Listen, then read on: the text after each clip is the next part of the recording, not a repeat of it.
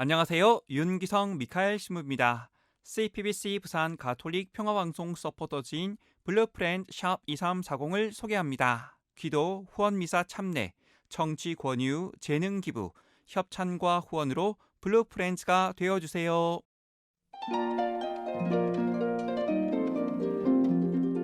연중 제11주간 수요일에 보내드리는 오늘의 강론.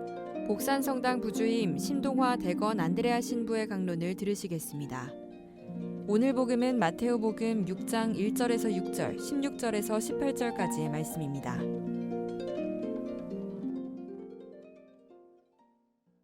그때 예수님께서 제자들에게 말씀하셨다.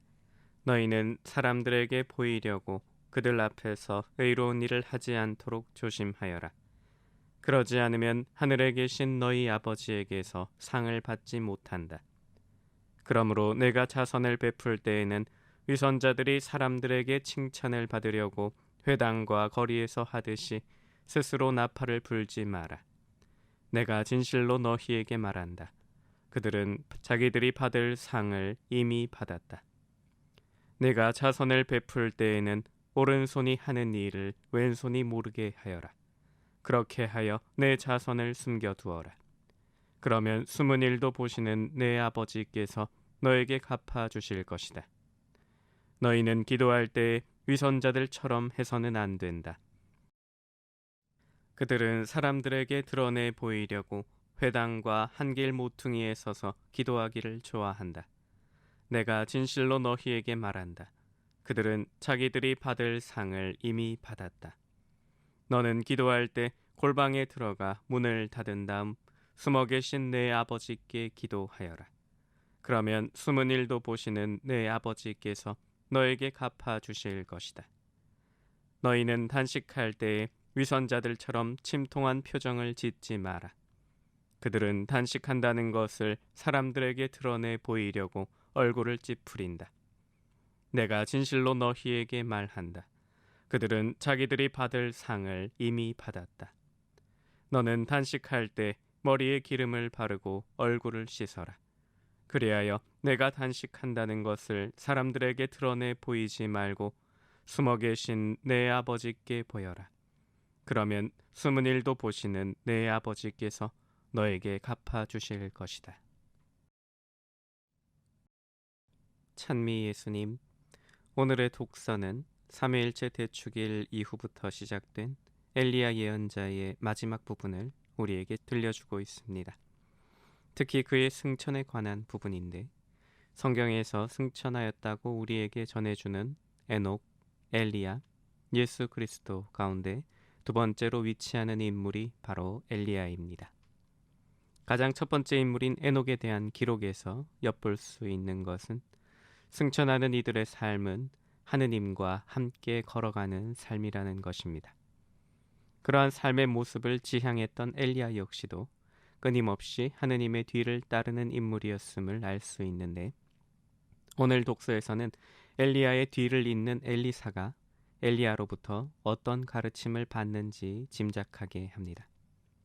오늘 독서에서는 잘려서 보이지 않는 부분인 열왕기 하권 2장 2절에서 5절까지의 내용은 그저 엘리야가 엘리사를 떼어놓고 어디론가 가려 하고 엘리사는 그것을 끝까지 따라 나서는 별 내용 없는 장면으로 보입니다. 하지만 그 장소가 어떤 곳인가가 바로 엘리야가 엘리사를 가르치고 있음을 알 수 있게 합니다.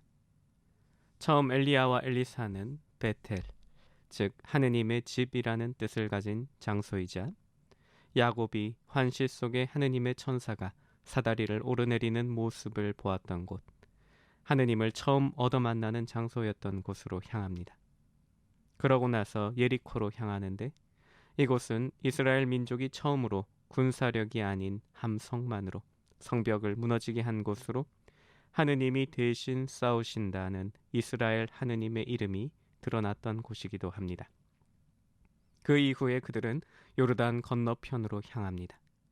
이곳은 당연하게도 가나안 땅으로 향하던 이스라엘 민족들이 하느님과 함께 보냈던 장소, 곧 광야입니다.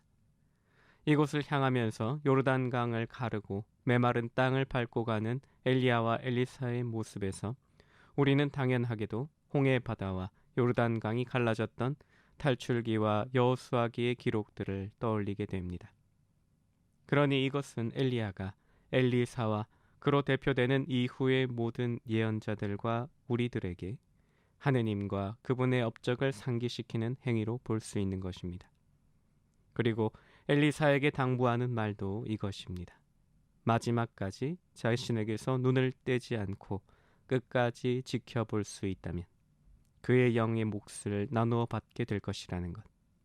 엘리야가 하느님과 함께 걸어가는 이라고 전제할 때 그의 뒤를 끝까지 보고 따라오라는 의미로 해석해 볼 수 있는 말임을 알 수 있습니다.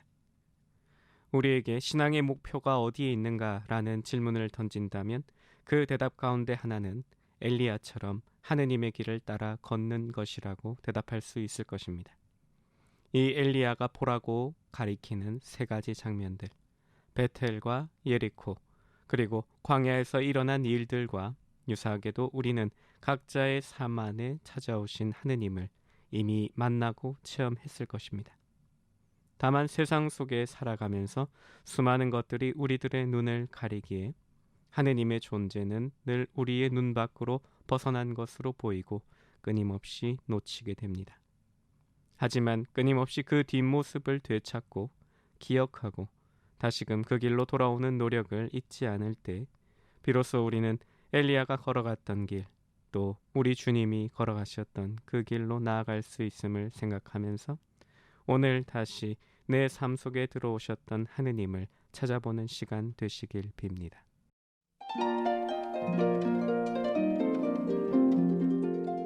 지금까지 복산성당 부주임 신동화 대건 안드레아 신부의 강론을 들으셨습니다. 내일도 신동화 신부의 강론이 이어집니다. 오늘의 강론은 매일 오전 11시 미사를 봉헌하며 화해와 치유의 성지로 개발되는 오륜대 순교자 성지와 함께합니다.